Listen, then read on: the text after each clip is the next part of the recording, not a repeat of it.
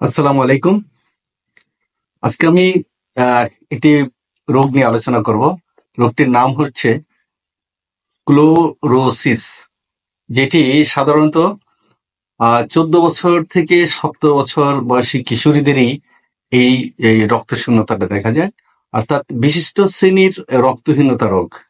যে এটা মেয়েদেরই বেশি হয়ে থাকে, যারা মানে মোটামুটি যৌবনাবতী হয় তাদেরই এই সমস্যাটা হয়ে যায়। সাধারণত 12 বছরের নিচে যারা, তাদের ওই সমস্ত মেয়েদের এই সমস্যাটা দেখা দেয় না। এটার অনেকগুলো কারণ থাকে। তার মধ্যে দেখা যায় কারো কারো যে ওভারি কিংবা এড্রিনাল গ্রন্থির যে আভ্যন্তরীণ যে রসক্ষরণ, সেটার বিকার বশত এই রোগটা হয়ে থাকে। আর এটার জন্য যে লক্ষণগুলো দেখা যায় সেটা হলো যে দেখা যায় যে অতর্কিতেই এই রোগটা আক্রমণ করে।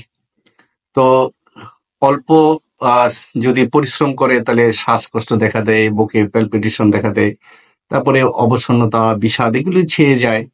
তারপরে দেখা যাবে যে পরিপাক আহ, যন্ত্রের কাজটা ঠিক মতন করে না, সময় মতন সঠিক মতন আহ, মানে হজম শক্তিটা ভালো থাকে না। তারপরে জিহ্বাটা একটু কিরকম কাদার মতন আকৃতি হয়। তারপরে মুখে দুর্গন্ধ, কখনো অক্ষুধা দেখা যায়, পেট ফেঁপে থাকে। তারপরে কোষ্ঠবদ্ধতা, এই সমস্ত লক্ষণগুলো ওই বয়সে বেশি দেখা যায়।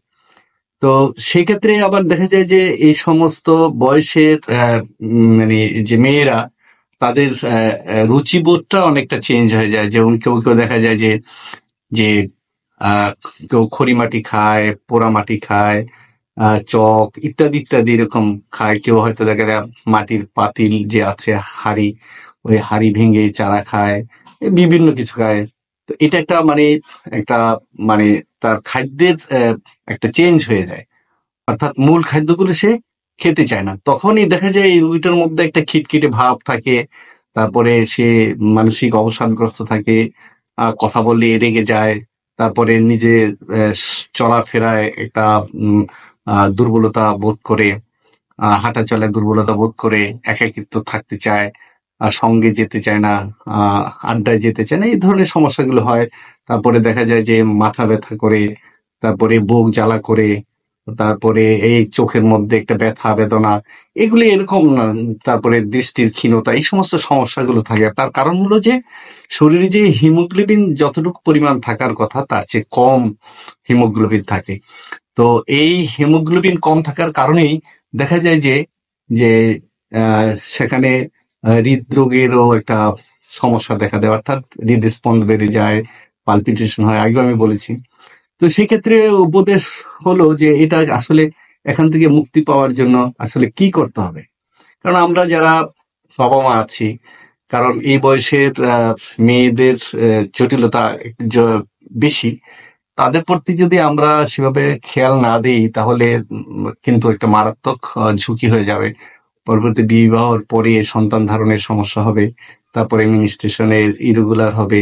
কখনো দেখা যাবে যে আহ, অল্প কিছুক্ষণ থেকে স্রাব বন্ধ হয়ে যায়, কারো অনেক দিন থাকে, কারো বেশি হয়, কারো দেখা যায় পেটে ঋতুস্রাবের সময় প্রচন্ড ব্যথা হয়, একদম চিৎকার করে, নানাবিধ সমস্যা হয়, তখন বন্ধ্যাত্ব আসতে পারে। তাই আমরা যারা বাবা মা আছি তাদের কিন্তু এই ব্যাপারে একটু সাবধান থাকতে হবে, কারণ এই বয়সের মেয়েদের প্রতি আমাদের নজর দেওয়া খুব জরুরি। তাই এই বিধিটা যাতে না আসতে পারে এবং তার মধ্যে কোষ্ঠকাঠিন্য যাতে না আসে, সেদিকে আমাদের খেয়াল রাখতে হবে। তো একটি গুরুত্বপূর্ণ জিনিস হলো যে এই বয়সের যে আমাদের মেয়েরা আছে, তাদেরকে শারীরিক মানসিক পরিশ্রমটা যাতে কম করে, তারা একটু যাতে বিশ্রামে থাকতে পারে। তারপরে যথেষ্ট পরিমাণে যাতে পানি পান করে এই অভ্যাসটা করাতে হবে। আর যে খাদ্যটা খুব সহজে হজম হবে এরকম খাদ্যের প্রতি তাদের আকৃষ্ট করতে হবে। তারপরে সূর্যের আহ যে কিরণ আছে, সূর্য তাপ আছে, সূর্যের মধ্যে যাওয়া হাঁটা, কিংবা সকালে কিংবা দুপুরে একটু সূর্যের তাপ নেওয়া, এটা খুব জরুরি। তারপরে দেখা যাবে যে যেখানে সতেজ বাতাস আছে সে সমস্ত জায়গায় একটু ভ্রমণ করা। তারপরে কুমকুম গরম যে সামান্য গরম যে পানি আছে সে পানিতে একটু গোসল করা। আর সবচেয়ে গুরুত্বপূর্ণ ওই বয়সে হলো যে কোষ্ঠ পরিষ্কার রাখা, যাতে কোনোভাবেই কোষ্ঠকাঠিন্য না হয়। কারণ কোষ্ঠকাঠিন্যের কারণেই দেখা যায় যে নানাবিধ এই সমস্যাগুলো, অপুষ্টিতা আসে, তারপরে খাওয়ায় অনীহা আসে, তারপরে মন মেজাজ বিগড়ে যায়, এই সমস্ত বিষয়। সেই জন্য টাটকা ফলমূল খাওয়া, শাকসবজি খাওয়া, একটু দুধ খাওয়া, আর যদি দুধ যদি হজম না হয় তাহলে সেক্ষেত্রে একটু দই খাওয়া, টক দই দুপুরের দিকে যদি মানে সামান্য 1 কাপ টক দই খায়। তারপরে মুরগির মাংস কিংবা খাসির মাংস, এই ধরনের মাংস মাঝে সাঝে খেতে হবে। তারপরে ডিম, এগুলি কিন্তু একদম মাস্ট এই বয়সে তাকে খেতে হবে, নতুবা দেখা যাবে যে রক্ত শূন্যতার কারণে তার সঠিক মতন পিরিয়ড হবে না। আর সঠিক মতন পিরিয়ড না হলে সবার পর্যায়ে মানসিকভাবে আহ একটা বিপর্যয়কর অবস্থা হবে, কারণ তার সে নানান দুশ্চিন্তার মধ্যে থাকবে, শরীর ভালো থাকবে না, দুর্বলতা থাকবে। এই বিষয়গুলো আমরা যদি অভিভাবকরা খেয়াল রাখি তাহলে অবশ্যই আমাদের এই বয়সের মেয়েগুলো ভালো থাকবে।